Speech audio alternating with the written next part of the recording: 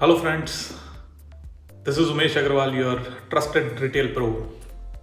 I'm back with a new video. So far, in last four videos, we have explored the four different secrets of winning successfully in a retail business, as described by Dr. Gibson Vedamani in his book Retail Beyond Detail.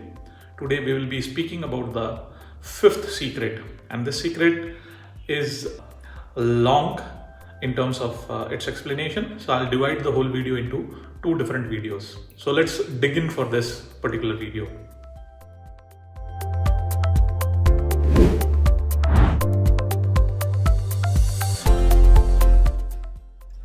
The topic of this video, or the fifth secret for this video, is stock up the store for profit.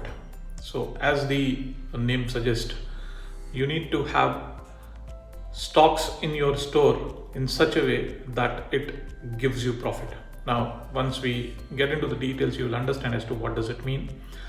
In this particular video, we'll be speaking a lot of technological terms, which is generally used in the retail parlance on daily basis. To put forward his point about this particular secret, the author speaks about 7 things which a retailer needs to do right. Now, what are these 7 things? First thing is definitely the right product. What do you display in your store needs to be dependable on what your customer is looking for. Second is obviously the right price. Your product should be priced rightly, so that the customer does not feel as if it is highly priced, or it is not as per their expectations. The third is obviously the right mix. The product mix has to be in such a way that you are able to draw as many customers to your stores as possible. The fourth one is the right place. Now, when we talk about the place, there are 2 things which we need to make a mention of it here. First is wherever your store, within the store, how do you place your products? That is what is very important.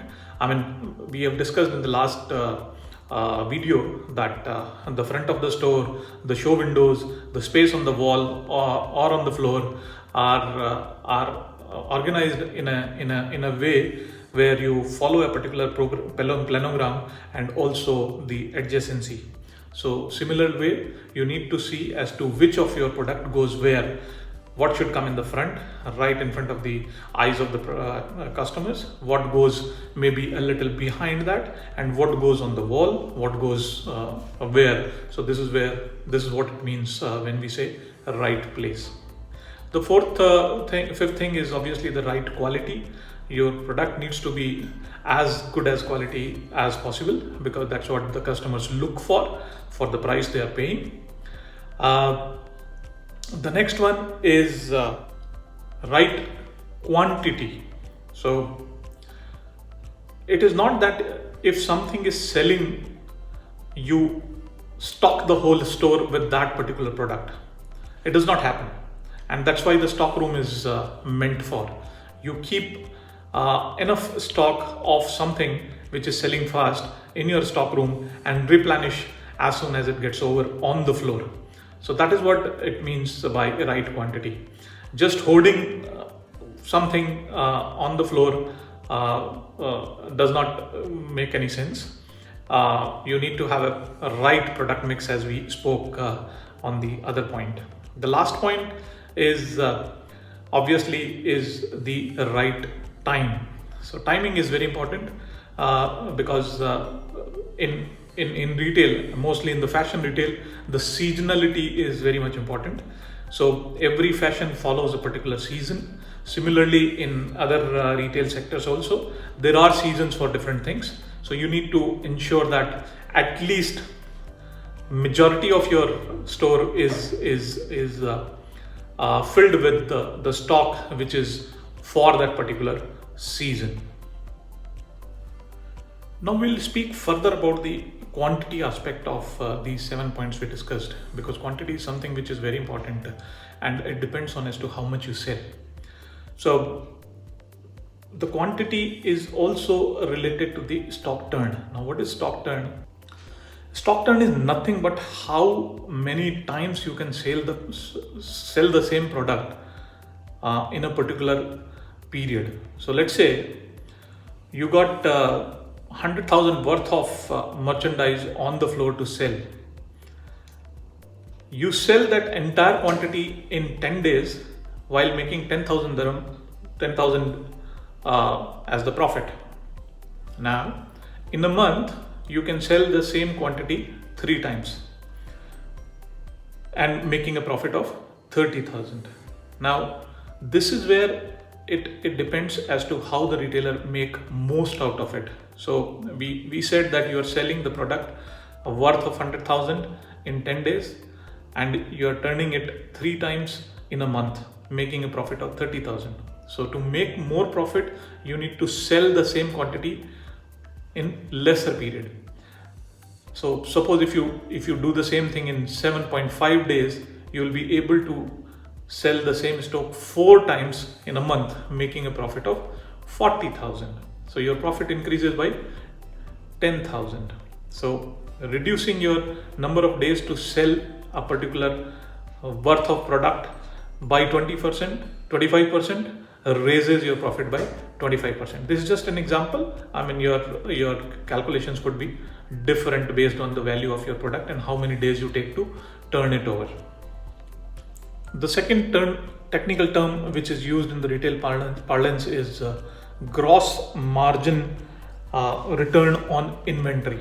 Gross margin return on inventory, GMROI, which is also same as what the example I just gave you, that if you have products worth 100,000 and you sell that in 30 days time, making a profit of 20,000. So if you sell the same quantity in 20 days, then at the end of the month, you will definitely make a profit of 30,000. So if the rate of profit remains same. So that is what is gross margin return on investment. So stock turn and GMROI are basically related to each other. As you could see that if you want to raise the stock turn, you need to reduce the number of days you sell that same amount of products. And similarly in GMROI also, we said that if you reduce the number of days to sell the same product, your profit margin increases. So they are kind of related to each other. The next thing to understand is prudent buying. Now, by the name of it itself, prudent buying means you are very careful about what you are buying.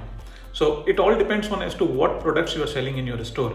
So any retailer will have a detail about the things and the products which he is selling on a daily basis. So something which is selling fast, you need to stock it more. Something which is not selling, you try to reduce it. Something which is giving you more profit, obviously you get more stock of it.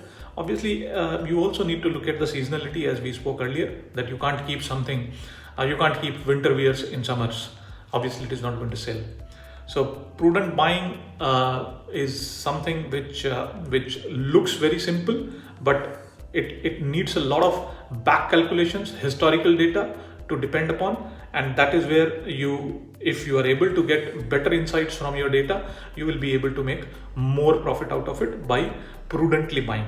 Generally, it happens the suppliers and the manufacturers will try to dump stuff to you by giving you different schemes of making saving money and all those kind of stuff, but it is you who is the right judge of your store as to what sells, when it sells, and what quantity it sells.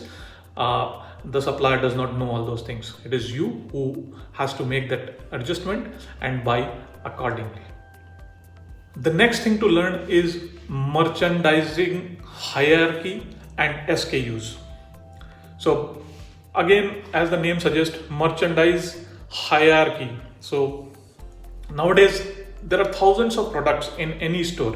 You talk about a general store, a supermarket, or a fashion store, or a shoe store, or an accessory store. There are thousands of SKUs lying on the floor. So it becomes a little difficult as soon as the number of products increases beyond a certain numbers. So how do you manage this? So to do so, it's always advisable to categorize your products in some kind of a category. So let's say in a supermarket you can have a packaged food and a non-packaged food. So these are the two categories by which you identify a product. Now within these categories you can subcategorize it based on their brand, size, in terms of what product it is. So in packaged food you could have chickpeas or pulses or corns and all those things. So within the corn you might have different brands, different sizes, so you can further categorize them. So that ways you know that there is a category of packaged foods. Within the packaged food we have got product category. Within the product category we have got the sizes. Within the sizes we might have the brands, and likewise. So this way what happens is that you are able to keep a track of each and every category in a meaningful way. So your merchandising is given a hierarchy, not only in terms of displaying the product, also when you are having an inventory of it in your system, and this is how your SKUs are managed. So this is the half part of this video. We will be doing the balance half in the next video. I hope you like this video. I will request you to come and watch the next video as well to complete this, and then only you will understand some of the other technical terms which are used in the retail industry. Thank you so much. I'll see you soon. Bye-bye.